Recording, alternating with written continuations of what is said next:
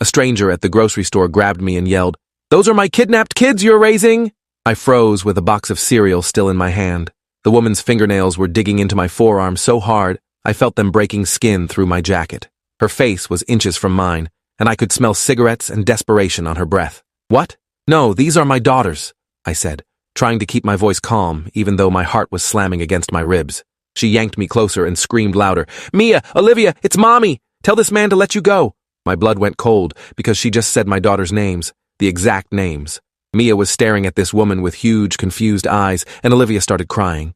I tried to pull away, but the woman's other hand grabbed my cart, blocking me from moving. "I don't know who you are, but you need to let go of me right now," I said, and my voice came out shakier than I wanted. Other shoppers were closing in now, and I heard someone say they were calling the police. An older man in a baseball cap stepped between me and the woman, telling her to calm down, but she shoved past him like he wasn't even there. "Look at them!" she screamed, pointing at my daughters with a shaking finger. "That's my Mia with the blonde hair and the birthmark on her left ankle. That's my Olivia with the brown curls and the scar above her right eyebrow from when she fell off the changing table."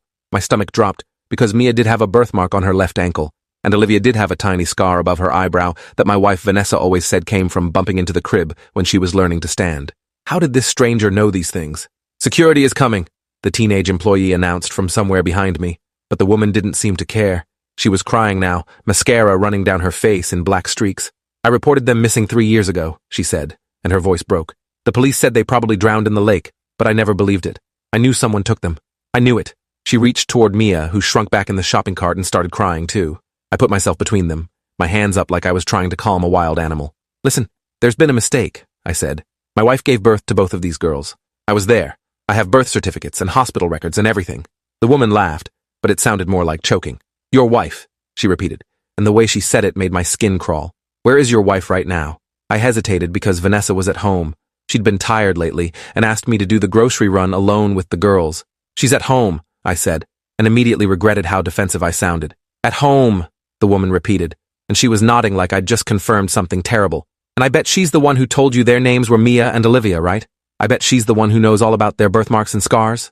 Security arrived then. 2 guys in black polo shirts who looked barely older than the teenage employee. They positioned themselves on either side of the woman and asked what was happening. She whirled on them immediately. "This man kidnapped my daughters 3 years ago, and I want them back right now." One of the security guards looked at me with this expression that was half confusion and half suspicion. "Sir, are these your children?" he asked, and I wanted to scream because of course they were my children. "Yes, these are my daughters," I said, pulling out my phone. "I can show you pictures, documents, whatever you need." But the woman cut me off. "He'll have fake documents.